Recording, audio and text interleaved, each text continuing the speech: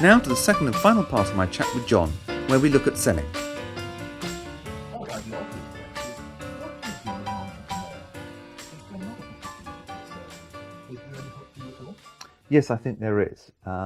First of all, we need to get away from the illusion that an entrepreneur has to be absolutely outstanding in every facet of the business. I think it is very important that an entrepreneur has hands-on experience of each of the key elements, each of the key departments within his or her company, and that includes selling. It's very, very hard to manage and instruct and control a sales force if you don't know exactly what they are experiencing. It's not just that, because you have to be selling your business, as we said before, selling to investors, selling to your own employees sometimes. Now, those skills are more difficult to get your hands on, aren't they? You often hear people say, oh, he or she's a born salesman or saleswoman. And I talk about the experience of my own family. My brother and my father both have much more natural ability to sell than I do. But I don't think that gives me the excuse not to acquire sales skills to the best of my ability. I might find it harder than they do. I might not be a complete natural at it. And I may never be as good as they will be. But at least I don't have to be as bad as I could be. I think the best way to acquire sales skills if you don't have them yourself, and I think you can work on them already, whether you think you have them or not.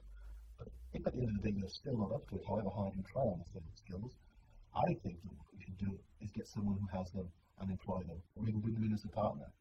And I think that this is what many businesses don't realize is the key to their success. Some of the best businesses are partnerships, because they have one person who's brilliant on the product side, another who's the salesman. And those sort of partnerships can work very well indeed. As my father has said to me time and time again, it is such a pity, Guy, that you and your brother can't work together, because you would clean up. My brother is a brilliant salesman. People of that sales caliber are very, very rare and hard to find. And if you get one, by God, don't let him or her go.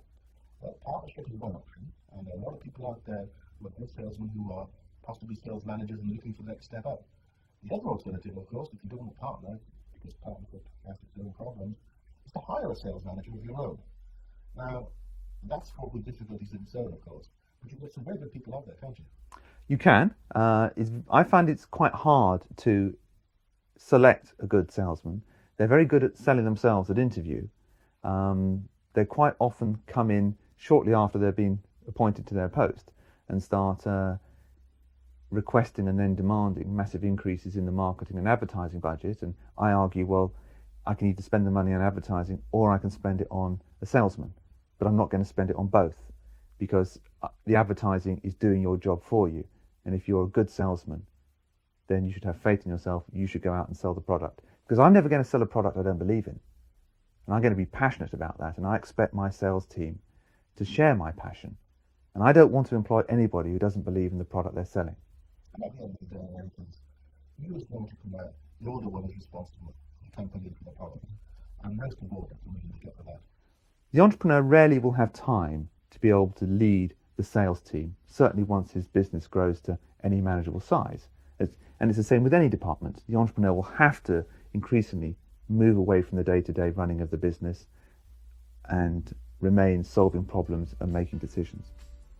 But it remains very important that the entrepreneurs always acquire sales skills to the maximum of their potential. They have experience of the selling function, so they can properly manage and supervise their sales force when they need to. And they are able to stand in a crisis, pick up the phone and do what needs to be done.